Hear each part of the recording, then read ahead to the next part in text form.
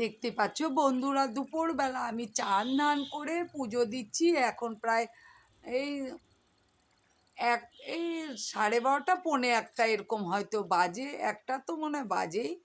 যাই হোক, চান টান করে পুজো দিচ্ছি। তাহলে হ্যালো বন্ধুরা, অঞ্জনা ভৌমিক চ্যানেলে সবাইকে তোমাদের অনেক অনেক অনেক স্বাগত। আশা করছি তোমরা সবাই ভালো আছো, আমরাও ভালোই আছি। সবাইকে জয় গুরু জানিয়ে আমি এখন থেকে ভিডিওটা স্টার্ট করছি। তোমরা আমার সঙ্গে থেকো, আশা করছি তোমাদের ভালোই লাগবে। কারণ আমি এখন দুপুরবেলার ভিডিওটা ছাড়ছি, দেখাচ্ছি তোমাদেরকে কেমন করে কোন জায়গায় আমরা দুপুরবেলা খাই। এক একজন এক এক জায়গায় খায়, সেটাই দেখাচ্ছে। সবাই যেমন কি সুন্দর ঘরে হলে নিচে বসে মেঝেতে মেঝেতেই খায়, কেউ টেবিলে হলে টেবিলেই খায়, কেউ ইসেই খায়, এইভাবে খায় বেশিরভাগ সবার বাড়ি। কিন্তু না বন্ধুরা, আমাদের বাড়ি এক একজনে এক এক জায়গায় বসে বসে খায়। দুপুরে বলো, রাতে বলো, সকালে বলো, টিফিন খেতে গেলে তো দেখিয়েছি ভিডিও কোথায় কে কেমন করে খায়।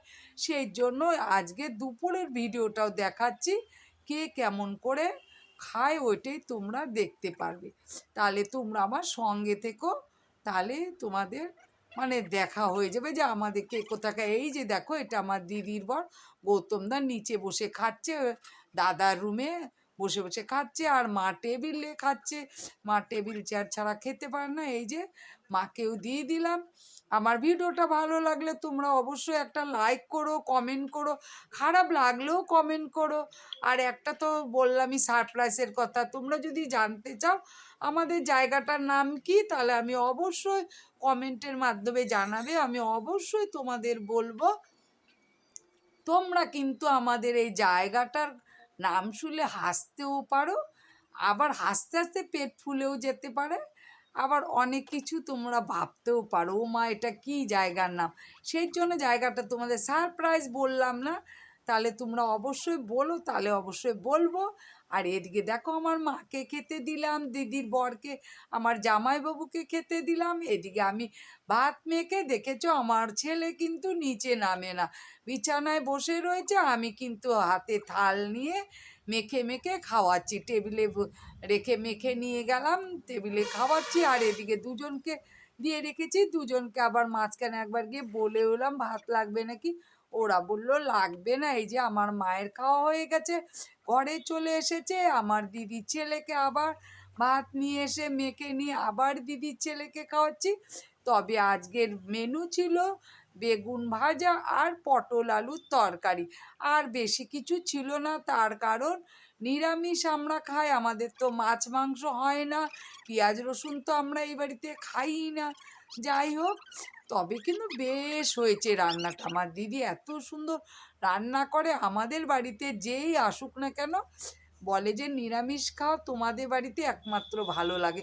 কারণ জানো তো, আমাদের বাড়িতে বললাম না আমি যে আমরা নিরামিষ বাড়ির মেয়ে, আমরা অত মাছ মাংস পছন্দ করি না।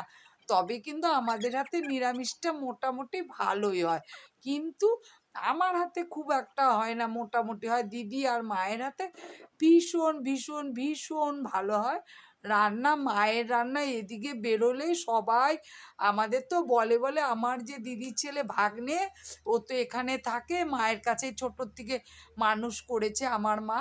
তা ও বাইরে গেলে বলবে তোর দিদুনের হাতে রান্না। সোয়াবিন তো খেতেই জানতাম না, তো দিদুন আমাদের সোয়াবিন খাওয়া শিখিয়েছে। দিদুনের হাতে রান্না, সোয়াবিন, ছোলার ডাল, আলুর দম ভীষণ বলে এদিককার লোকেরা ভালোবাসতো, মার শ্বশুর বাড়ির লোকেরা আর কি, মায়ের। যাই হোক, দিদির ছেলেকে খাইয়ে দিই, আমরাও বসে পড়েছি, আমি আর দিদি খাচ্ছি। তাহলে ভিডিওটা ভালো লাগলো অবশ্যই একটা লাইক করো, কমেন্ট করো।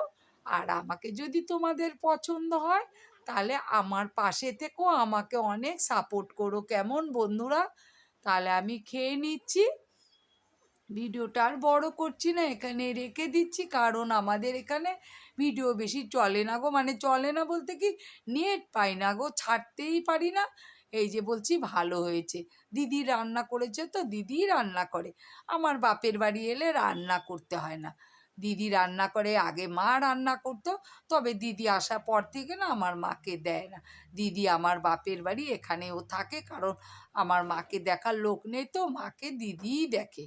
যাই হোক, দিদি, জামাইবাবু, দিদির ছেলে, এদিকে আমার দাদাও থাকে, ভাইয়ের বউ, ওরাও থাকে। তবে মিলেমিশে সবাই মিলে দেখে। ওরা আবার, আমার ভাইয়ের বউরা বা দাদার বউরা আবার, আমরা থাকলে বেশ ভালোই ওদের বলে লাগে, বলে তোমরা থাকলে জমজমাট লাগে, নালে না বাড়িটা কেমন কানা কানা লাগে, এইভাবে ওরা বলে। যাই হোক, দিদি আমার মায়ের জন্যই রয়েছে।